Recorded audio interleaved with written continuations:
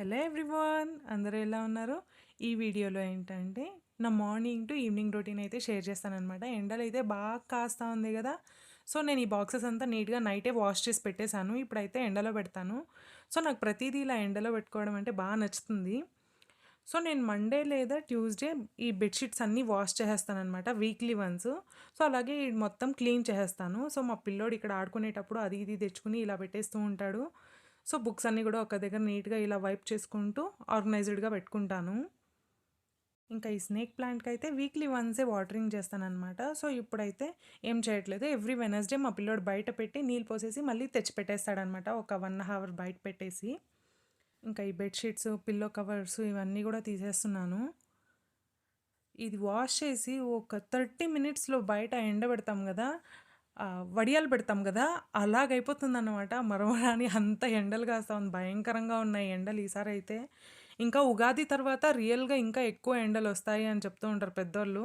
ఇంకా అప్పుడు ఏ రేంజ్‌లో ఎండ కాస్తుందనేసి తెలీదు. అస్సలు తెలీదు.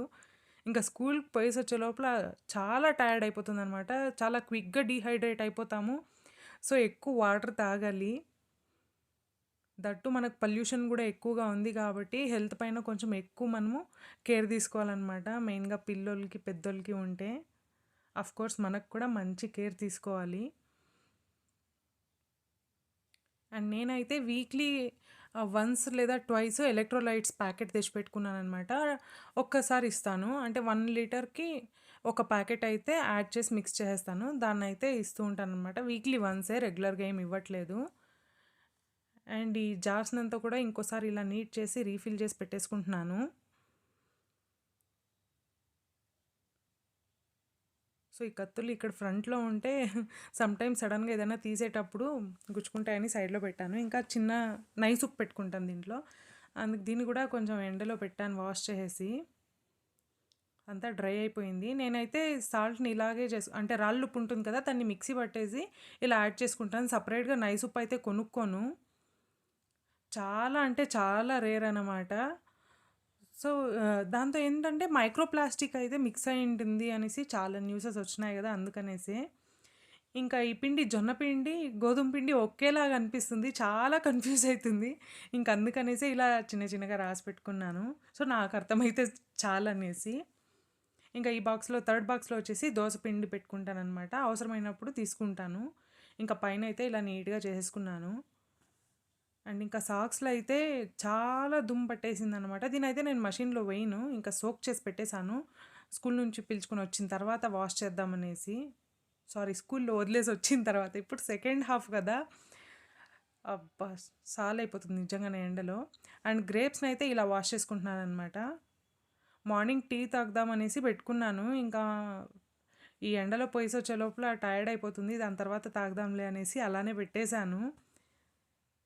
ఇంకా ఇప్పుడైతే దాన్ని రీహీట్ చేసుకుంటాను. ఇంకా వాటర్ ఇది వార్మ్ అవ్వాలనమాట. గోరువెచ్చగా అయిన తర్వాత సాల్ట్ యాడ్ చేశాను ఆల్రెడీ. ఈ గ్రేప్స్‌నైతే ఇలా ఒక 10-20 మినిట్స్ సోక్ చేసి పెట్టేస్తాను. యాక్చువల్‌గా ఇలా చేసేదాని వల్ల దానిపైన చాలా పెస్టిసైడ్స్ ఉంటాయి గదా! దాన్ని రబ్ చేసి వాష్ చేయలేము. సో, ఇలా వాష్ చేసుకునే దానివల్ల చాలా వరకు పెస్టిసైడ్స్ అయితే తగ్గిపోతాయి. అండ్ అలసందలు అయితే స్కూల్‌కి వెళ్ళక ముందే సోక్ చేసి పెట్టేసాననమాట. మార్నింగ్ ఒక 10:00 అంత అయ్యుంటుంది అప్పుడు.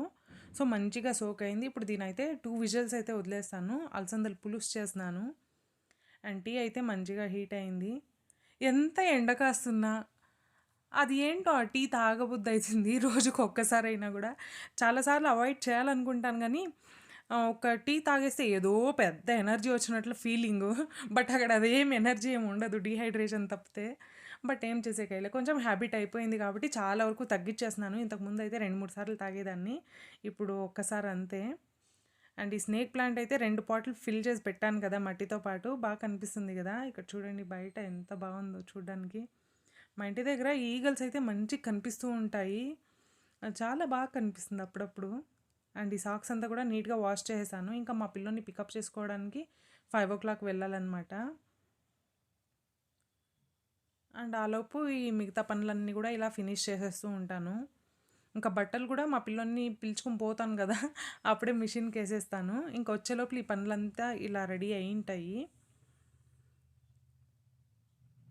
అండ్ ఈ పులుసుకైతే చాలా సింపుల్ మసాలా అన్నమాట.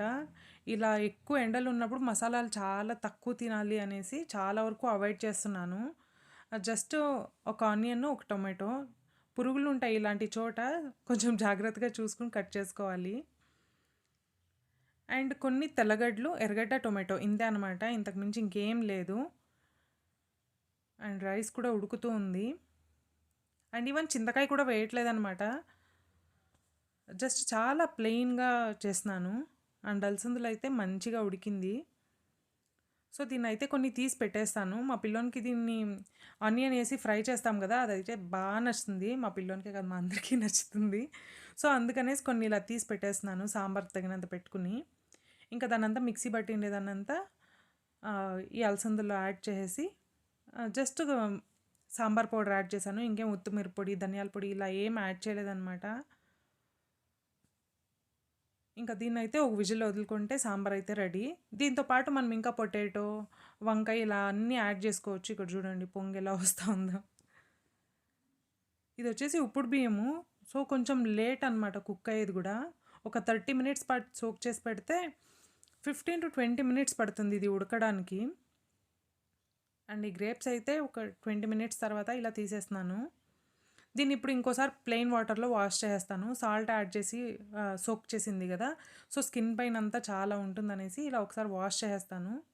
దగ్గైతే అస్సలు రాదనమాట ఇలా చేస్తే.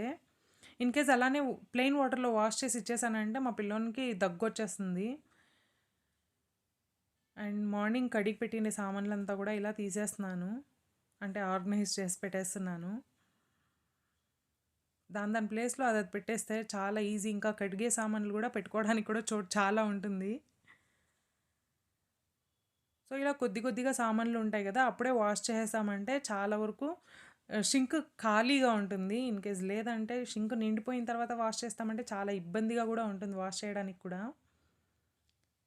ఇంకా మా పిల్లోడిని పిలుచుకొని వచ్చేకి ఒక 1 హవర్ ముందే వెళ్తాననమాట. నేను మా ఫ్రెండ్ అయితే వాకింగ్‌కెళ్తాము. అందుకనేసే ఇప్పుడే వంట చేసి పెట్టేస్తున్నాను డిన్నర్‌కి. మేము ఎర్లీ డిన్నర్ కూడా తింటున్నామనమాట. మాక్సిమం 7 లోపలే తినేస్తాము. ఈ గంజి వచ్చేసరికి రాత్రికి సంగటి చేస్తాననమాట. ఇంక అందుకే ఇలా సెపరేట్‌గా పెట్టేశాను.